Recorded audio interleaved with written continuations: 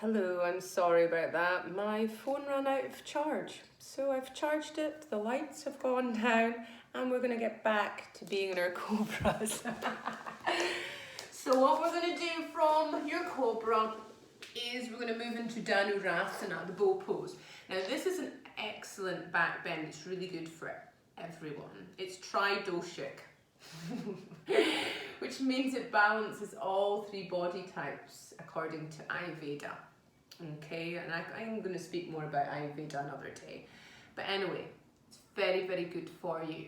So if you don't want to do the full pose, you can work with Ardha Dhanurasana, which is half bow. So you're taking your right arm out, bending that left knee, reaching back to try and hold up onto that foot or ankle. Don't worry if you're not there yet. Hi, Cosmo.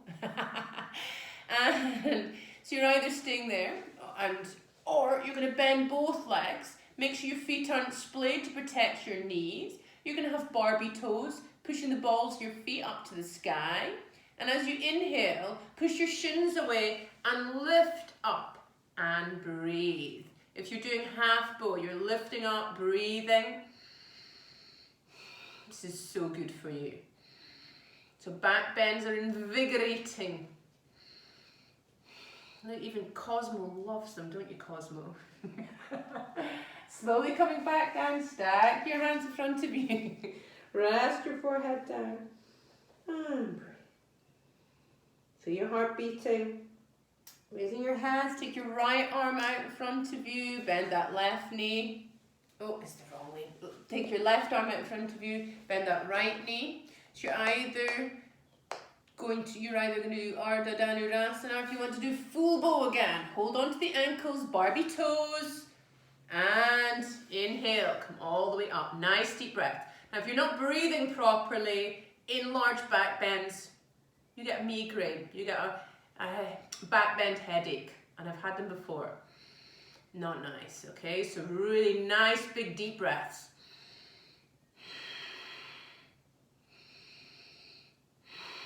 Slowly coming back down. Stack your hands in front of you, rest your forehead down. Feel the prana, the energy move through your body.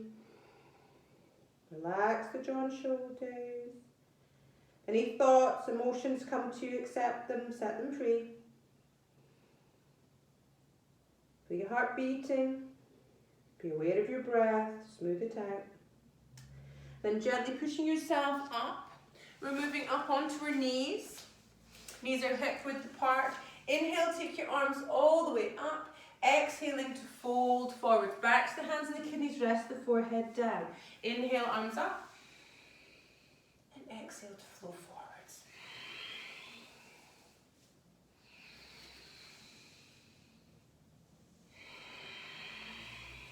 Slow it down, smooth it out. Really connect your breath and your body. Then from here, you're moving into a squatting position, Malasana.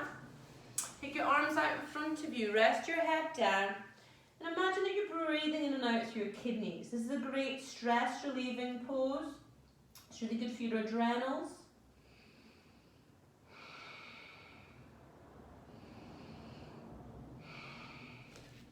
Coming down onto your bottoms and take your legs out in front of you. So from here, take your right foot to the inside of your left thigh. Flex that left foot towards you, moving into Janushirshasana. Inhaling to lengthen and exhaling to fold. So you're trying to work that right set of ribs towards the left inner thigh.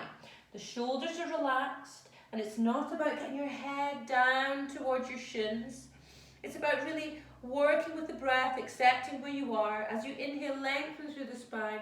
And as you exhale, allow yourself to let go. So working with the breath, you don't have to have your hands at your toes. It's all good. I'm a little bit stiff just now after not being able to practice asana for 2 weeks after my operation. So I'm breathing acceptance into where I am today. It's all good. I'm just happy to be here. So you're trying to work that right set of ribs towards that left inner thigh. So Janushirshasana is a twist as well as a forward bend. Keep breathing. Inhaling to come all the way back up. So you're going to get that left leg You're either taking the left foot to the front of that right shin, or you're going to lift it up and take it over the bent knee. I'm going to move a little bit closer to you. I feel a bit far away, I feel a bit distant.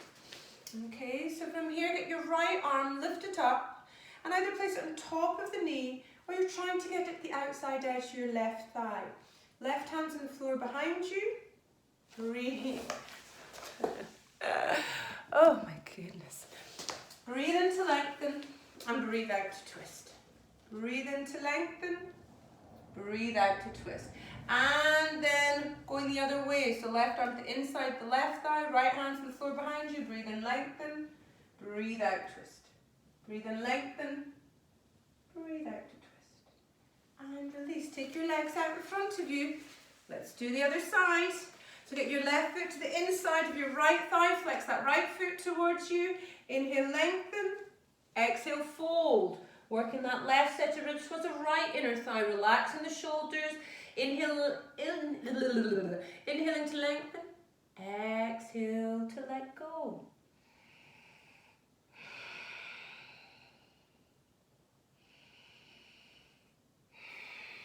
Inhaling to come all the way back up. Get that long right leg, lift it up and take it over the bent left knee. Or, if that's not available to you, take that foot, the right foot to the front of the left shin. The left arm's coming up. It's going to cross your body either on top of the knee or the outside edge of the thigh. Right hand's on the floor behind you. Breathe in to lengthen. Breathe out to twist. Breathe in, lengthen. And breathe out to twist. And release. Take your right arm to the inside of your right thigh. Left hand's on the floor behind you. Breathe in to lengthen. Breathe out to twist. Breathe in, lengthen. Breathe out to twist. And release. From here, it's okay to bend your knees. You're moving into Paschimottanasana, seated forward bend. So you can try and have your hands over your toes. If you need to bend your knees, that's perfectly fine. It's perfectly reasonable. If you don't need to bend your toes, bend your knees, that's okay too. So we're working with a dynamic forward bend. So you're inhaling to lengthen through the spine, flattening your back, and exhaling to fold. Bend your knees if you need. Inhaling up. And exhaling to fold. So really working with the breath and really smoothing out the rhythm of your movement. It's just if you want to bend your knees, you want to flow like a wave. Move the way your body wants you to. So you're coming out of your head and into your heart in your practice. Don't think it, feel it. And then in your next exhale, coming down. And staying there. Breathing into the back of your body. Breathing acceptance into where you are. Everything's just as it's supposed to be. Inhaling to come all the way up. And from here, you're going to move onto your backs. Bending your knees, feet are hip width apart, heels are tucked into your bottom, arms down by your side. On an inhale, lift your hips up and your arms are coming up over your head onto the floor above you. Exhale to slowly take your arms all the way back down. So keep working with this, smoothing out the breath, connecting the breath and the body. Bringing awareness to each individual vertebrae here. It's a dynamic bridge, dynamic Setu Bandhasana.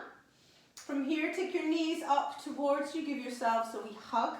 Open your arms out like wings, and then from here, as you exhale, drop the knees to the right and look along your left wing, keeping the shoulders nice and relaxed. Inhale, take your knees back up to center.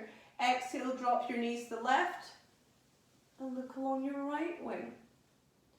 So again, keep working with this. You can close your eyes if you like, really connect the breath and the body.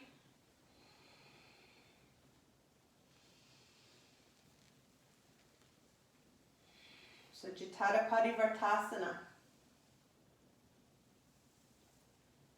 And then take your knees back up to center. Take your feet together into Baddha Konasana. Interlace your fingers over your toes if you can. And then what you're going to do, keep your head on the ground, push your elbows into your thighs and try and pull your feet towards you.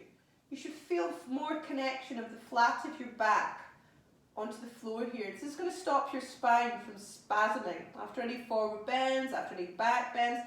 So deep forward bending can also make your back spasm. So it just allows your back to neutralize, ready for Shavasana, relaxation. So from here, rolling onto your right side and gently pushing yourself up to seated position. One last thing to do with you before Shavasana, relaxation. And it's a really easy pranayama for you to do, so you can remember this. It helps with insomnia and stress and anxiety. And all you need to do with this, as part of a Svara yoga practice, is block off your right nostril. Keep your spine long and breathe slowly, deeply and smoothly through your left nostril. Close your eyes if you like, relax your jaw. So breathing slowly and smoothly through the left nostril calms you down. If there's any time that you need to feel more alert, you need to take action, you need to feel less lethargic, you're going to breathe through your right nostril. But just now, for now, we're calming down, we're connecting, we're going inwards. So breathing through your left nostril, slow, smooth and deep.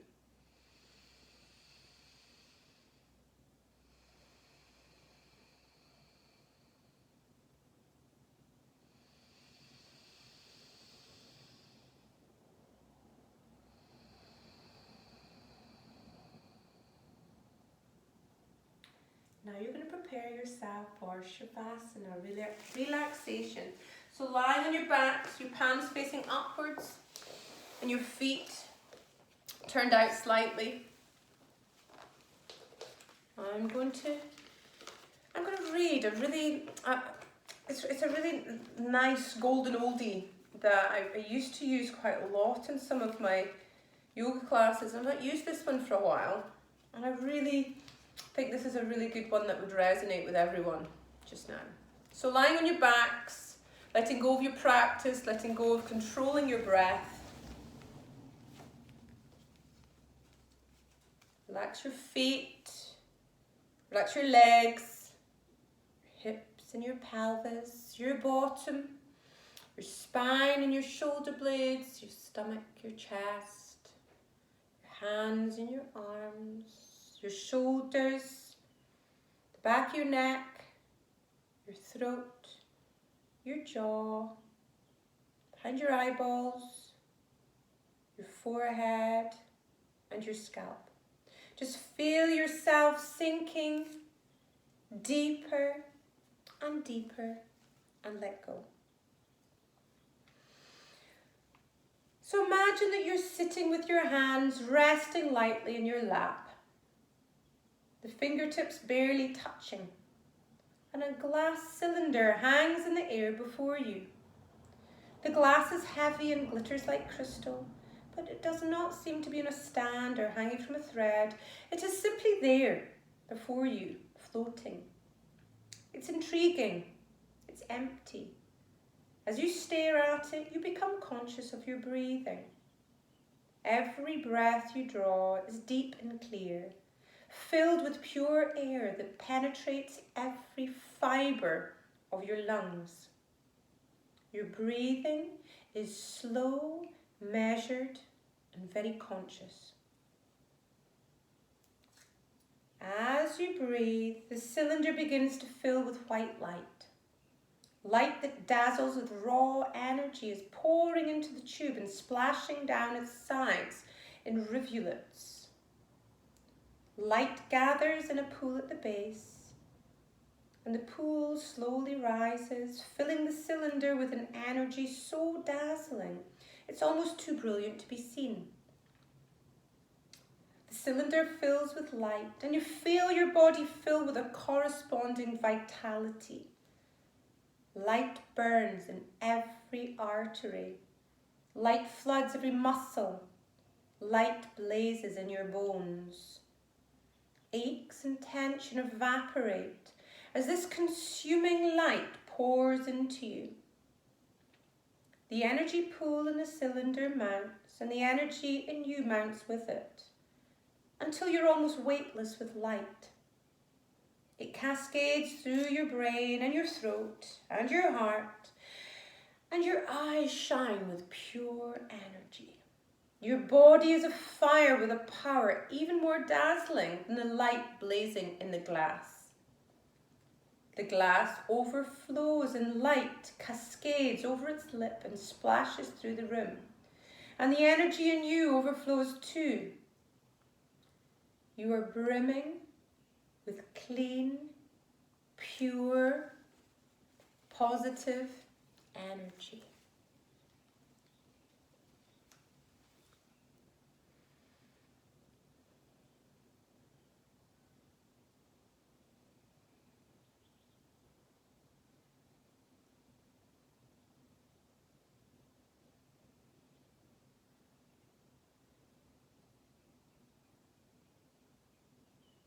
Start to become aware of the sounds around you. Sounds far away, sounds in your room. Become aware of the sensations of your skin. Become aware of your breath. Begin to wiggle your fingers and your toes. Stretching your arms over your head, away from your body. Stretch your feet away from your body. Pull your knees in. Give yourself a hug. Roll from side to side to loosen off your sacrum. And then roll onto your right side into recovery position. Staying there.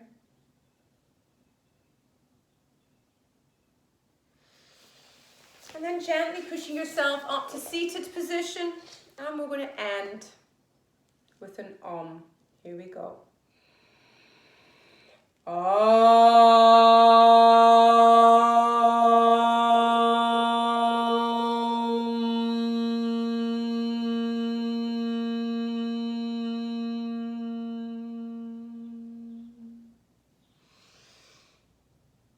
Namaste. Thank you for practicing yoga with me, and apologies for the interruption. Hopefully you stayed with me. Okay, bye.